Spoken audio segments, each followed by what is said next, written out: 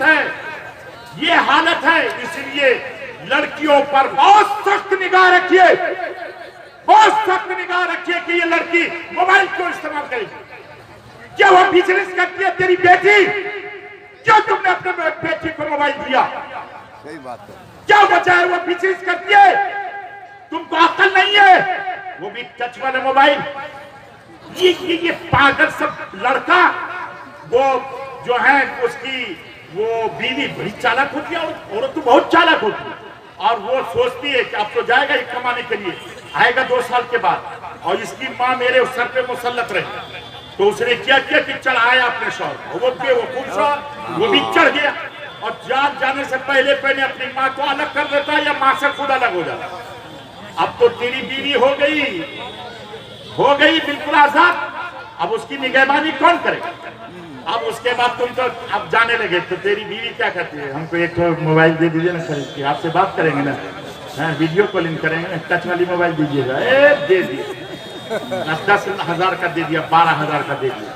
और उसके बाद क्या होता है जानते हो? तुम तो चले गए, 2 साल रहे तुम, और मोबाइल में वो गंदी गंदी फिल्म देख रही है, और क्या क्या देख रही है, उसके साथ क्या गुजर रहा है। तू तो गया वहां, और यहाँ टच वाला मोबाइल दिया था ना, तेरी बीवी दूसरे से टच हो गई।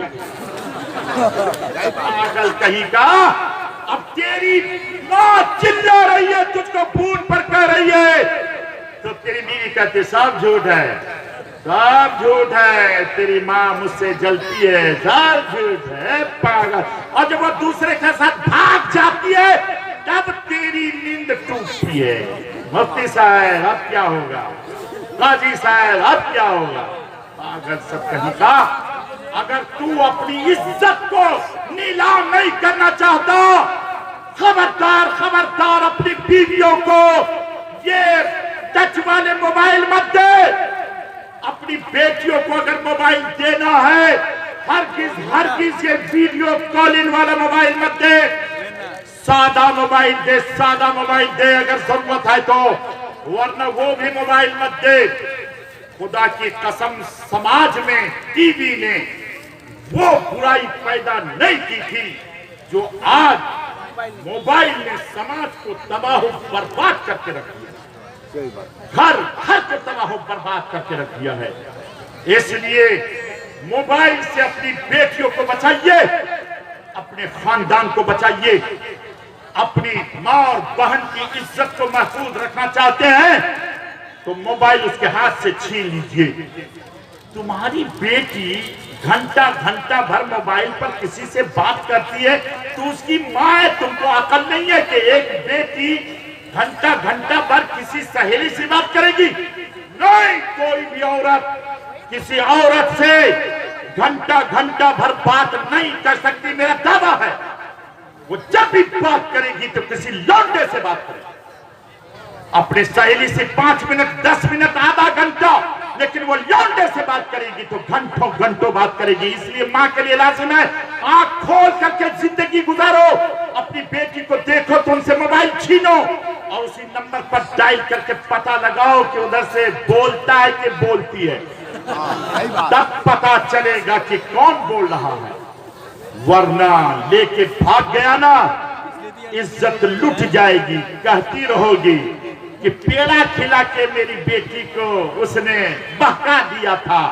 तो समाज कुछ बोलेगा तो नहीं, लेकिन हंसेगा। कैसे पागल है, क्या लोगों को बहला रहा है। तेरी फितरत आया हो जाएगी। इसलिए अपने घर को, माहौल को बेहतर बनाना है तो अपने समाज से मोबाइल को खत्म कीजिए। ऐ नौजवानों, तुम भी अगर पढ़ना चाहते हो, डॉक्टर बनना चाहते हो, इंजीनियर बनना चाहते हो, प्रोफेसर मास्टर बनना चाहते हो, अपनी जिंदगी को कामयाब करना चाहते हो, तो मोबाइल को फेंको, किताबों से मोहब्बत करो, कलम से मोहब्बत करो, कापियों से मोहब्बत करो।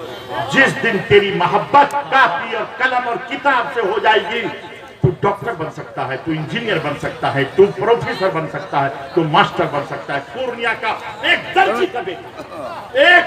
का बेटा, वो भी दूसरे के यहाँ वो दर्जी का काम करके अपने बेटे को MBBS डॉक्टर उसका कामयाब हुआ, उसका बेटा MBBS डॉक्टर बन गया।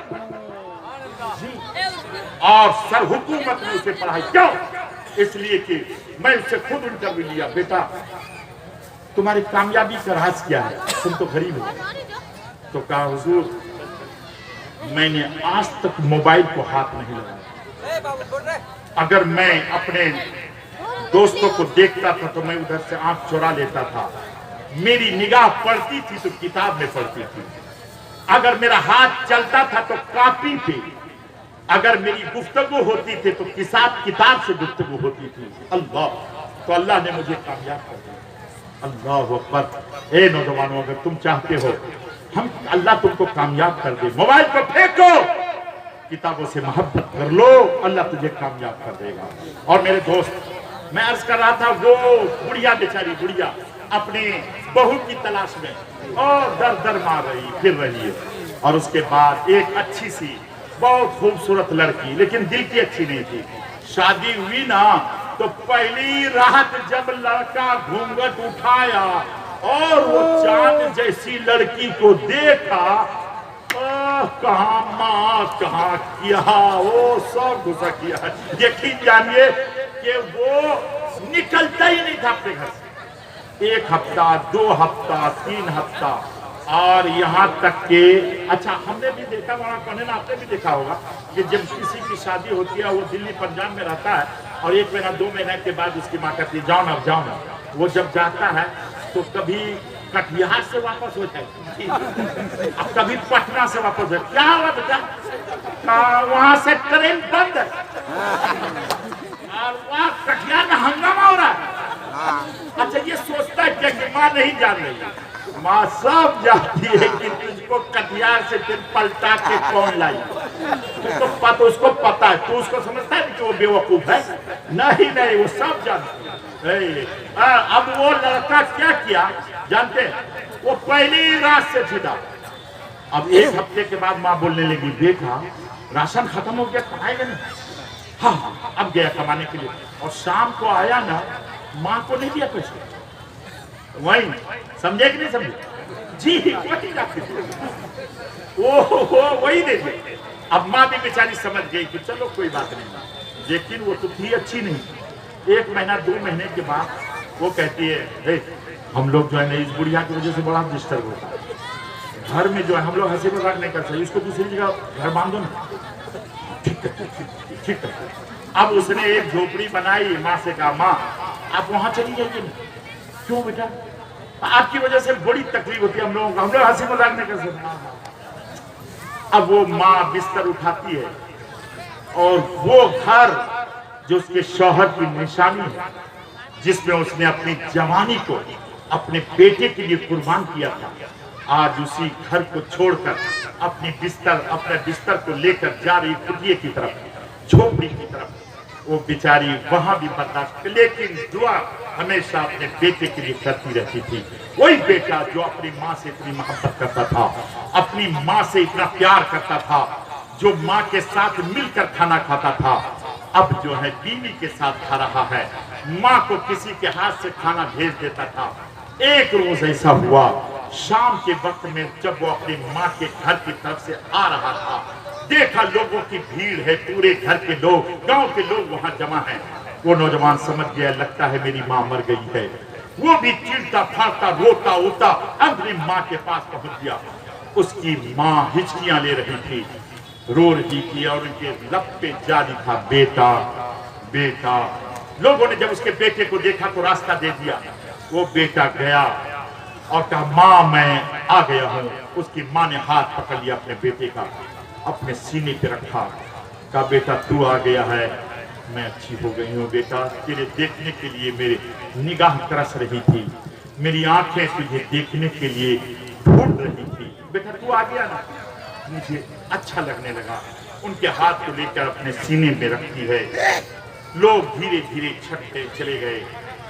रात हो गई काफी। अब उसकी माँ हाथ छोड़ ही नहीं रही है, यहाँ तक कि उसकी माँ की आंख लग गई। रात बहुत हो चुकी थी। जैसे आंख लगी उसने हाथ खींचा और वहां से अपने घर को आया। बीवी गुस्से में जल भूल रही थी।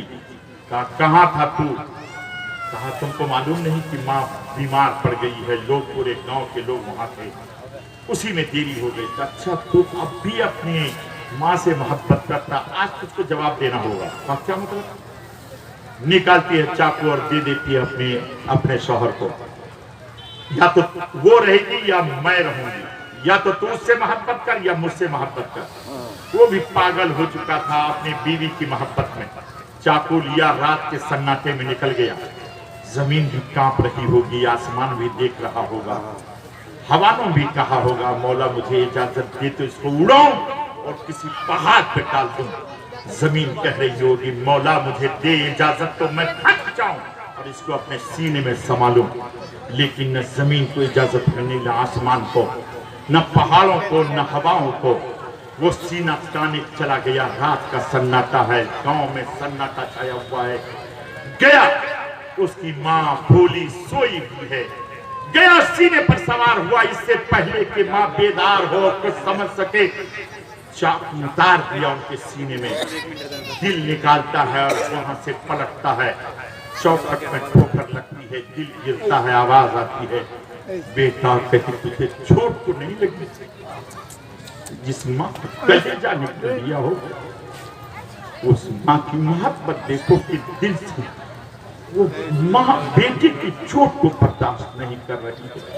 मेरे दोस्त, माँ जितनी मोहब्बत करती है अपने बेटे से, उस मोहब्बत का जवाब जो इस तरीके से मोहब्बत करे, उस माँ को गाली देना आपको अच्छा लगता है? आप उसकी तौहीन करते हो, आपको अच्छा लगता है? जो बेटा अपनी माँ को गाली देता है, उस बेटे को इस धरती पर जीने का हक नहीं, उस बेटे को इस जमीन पर रहने का हक नहीं। क्या कर रहे हो भगवान? आज हमारे लिए और आपके लिए इबादत का मकाम है। यहां से जाना, अगर तूने अपनी मां की तौहीन की है तो कदमों से लिपट जाना। याद रखो, जो बच्चा, जो लड़का अपनी मां से कदम से लिपट जाएगा, अल्लाह ताला उसके लिए जन्नत का दरवाजा खोल देगा। जन्नत किसी और के लिए नहीं है, जन्नत तेरे लिए है, तेरे लिए है। और जिस दिन तू माँ की आजमत को समझ गया, इंशाअल्लाह तबारक व तआला तेरा बेड़ा पार हो जाएगा और तेरी जिंदगी में बहार आ जाएगी। नौजवानों, आज मैं तुम्हें सिर्फ और सिर्फ ये पैगाम दूंगा, अगर तू गरीबी दूर करना चाहता है, अगर तू सेहतमंद रहना चाहता है, अगर अपने कारोबार को बढ़ाना चाहता है, अगर तू इज्जत की जिंदगी चाहता है, आखिरत में भी तू खुदा को राजी करना चाहता है, तो अपनी माँ को राजी कर ले, अपनी माँ को राजी कर ले। जिस दिन तेरी माँ राजी हो जाएगी, इंशाअल्लाह तबारक व तआला तेरा बेड़ा पार हो जाएगा। और मेरे मोहतरम दोस्त, जाते जाते एक बात मैं आपसे कहूंगा, याद रखो, लोग कहते हैं कि हम फला